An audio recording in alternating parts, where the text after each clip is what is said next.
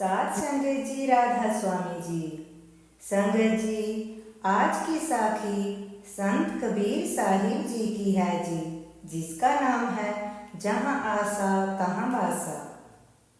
कहा जाता है कि कबीर साहिब जब बाहर जाया करते थे तो एक आदमी उन्हें अक्सर खेत में बैठा मिलता था। एक दिन कबीर साहिब ने उससे कहा, अरे भाई, खाली बैठे रहते हो, परमात्मा का भजन किया करो, जिससे तुझे फायदा होगा। तो वो आदमी कहने लगा, जी अभी बच्चे छोटे छोटे हैं, जवान हो जाएं और अपने पैरों पर खड़े हो जाएं, फिर भजन करूँगा। जब बच्चे जवान हो गए, कबीर साहिब फिर उस आदमी से मिले और कहा, भाई अब तो भजन कर लो।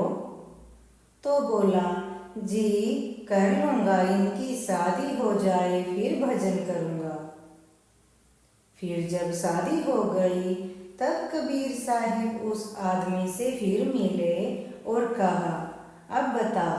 जवाब दिया, जी पोते पोतियों की खुशियाँ देख लूँ। बस फिर क्या था, पोते भी हुए। कबीर साहिब फिर मिले और कहा, भाई अब तो भजन करो। कहने लगा कि पोते छोटे छोटे हैं, जवान हो जाएं फिर भजन करूँगा। जब पोते जवान हो गए तो कबीर साहिब ने फिर पूछा। फिर वो आदमी बोला, ये बच्चे लापरवाह हैं, रात को सो जाते हैं, अगर मैं न जागूं तो चोरी हो जाएगी। कुछ समय बाद कबीर साहिब फिर वहाँ से गुजरे तो बाबा नजर न आया। पूछा कि बाबा कहाँ गए? बेटों और पोतों ने कहा, जी वह तो मर गए हैं। कबीर साहिब ने कहा, बहुत अफसोस की बात है, बेचारे गरीब आदमी ने अपना सारा जीवन व्यर्थ ही गंवा दिया। यदि वह थोड़े समय के लिए भी परमात्मा की भक्ति करता तो दुनिया के जंजाल से बच जाता।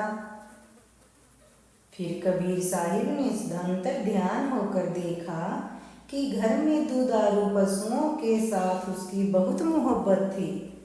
गाय भैंस पालता था। एक गाय के साथ उसका विशेष लगाव था। जब मरा तो उस गाय के पेट से बछड़ा बनकर आया।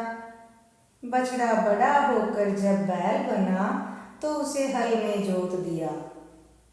सारी उम्र हल में जुता रहा, आखिर बूढ़ा हो गया।